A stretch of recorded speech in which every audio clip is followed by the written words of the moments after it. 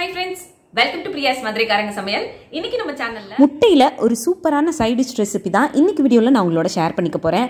இது வரைக்கும் இந்த மாதிரி நீங்க முட்டையில ட்ரை பண்ணி பார்த்தது இல்ல அப்படினா கண்டிப்பா ஒரு தடவை ட்ரை பண்ணி பாருங்க. அப்புறம் நீங்க மட்டும் இல்ல உங்களோட ஃபேமிலி மெம்பர்ஸும் அடிக்கடி இந்த மாதிரி செஞ்சு கொடுங்கன்னு கேட்பாங்க. அந்த அளவுக்கு ஒரு டேஸ்டியான ரெசிபி தான் இன்னைக்கு வீடியோல நம்ம பார்க்க போறோம். இது வந்து சாதத்தோட சைட் டிஷ்ஷா மட்டும் இல்ல, சூடான சாதத்தோட சேர்த்து பிசைஞ்சு சாப்பிட்றதுக்கு, சப்பாத்தியோட தோசையோட எல்லாம் ஸ்டஃப் பண்ணி ரோல் பண்ணி சாப்பிட்றதுக்குமே அவ்வளோ சூப்பராக இருக்கும். ஸோ வாங்க இந்த டேஸ்டியான ரெசிபி எப்படி பண்ணுறதுன்னு வீடியோக்குள்ளே போய் பார்த்து தெரிஞ்சுக்கலாம். 3 முட்டை உடைச்சி எடுத்து வச்சுருக்கேன். இதில் 1/2 டீஸ்பூன் அளவுக்கு மஞ்சள் தூள், 1/4 டீஸ்பூன் அளவுக்கு சீரகத்தூள் சேர்த்துக்கிறேன், 1/2 டீஸ்பூன் மிளகுத்தூள், இது கூடவே கொஞ்சமாக உப்பு. இப்போ இதை நல்லா கலந்து எடுத்து வச்சுக்கலாம்.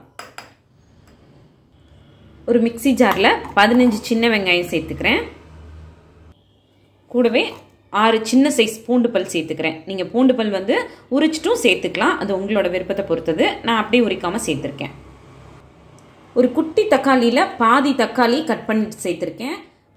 தக்காளி ஜாஸ்தியாக சேர்க்க வேண்டாம். ஒரு 10 கருவேப்பிலை இலை சேர்த்துக்கிறேன். கூடவே காரத்துக்கு தகுந்த மாதிரி மிளகாத்தூள். மிளகாத்தூள் மட்டும் உங்களோட காரத்துக்கு எவ்வளோ தேவையோ அதுக்கு தகுந்த மாதிரி பார்த்து சேர்த்துக்கோங்க.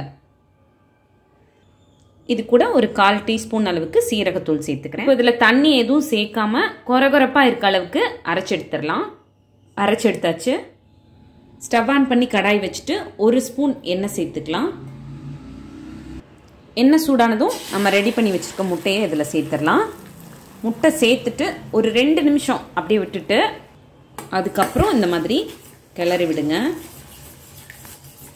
நீங்கள் இந்த மாதிரி கிளறும் போதே கொஞ்சம் சின்ன சின்ன பீசஸாக அந்த முட்டையெல்லாம் பிரிஞ்சு வர ஆரம்பிச்சிடும். இந்த மாதிரி கிளறும் போது ஸ்டவ்வை மீடியம் ஃப்ளேமில் வச்சுக்கோங்க. இப்போ பாருங்கள், முட்டை வந்து ரெடி ஆகிடுச்சு.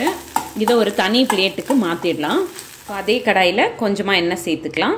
எண்ணெய் சூடானதும் 1/2 டீஸ்பூன் கடுகு உளுந்து,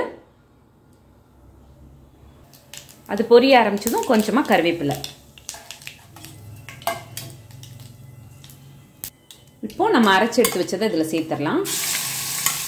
சேர்த்துட்டு ஒரு 2 நிமிஷம் நல்லா அந்த எண்ணெயிலே வதக்கி விட்டுக்கலாம். இது வதங்கிட்டு இருக்கும்போதே கொஞ்சமாக உப்பு சேர்த்துக்கலாம்.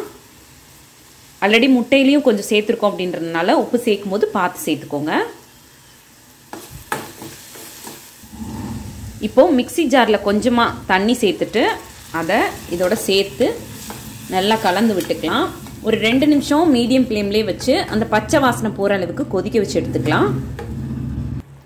இந்த மாதிரி நல்லா கொதிச்சு வந்ததுக்கப்புறம் நம்ம ரெடி பண்ணி வச்சுருக்க முட்டையை இதில் சேர்த்துடலாம். சேர்த்துட்டு நல்லா மிக்ஸ் பண்ணி விட்டுக்கலாம்.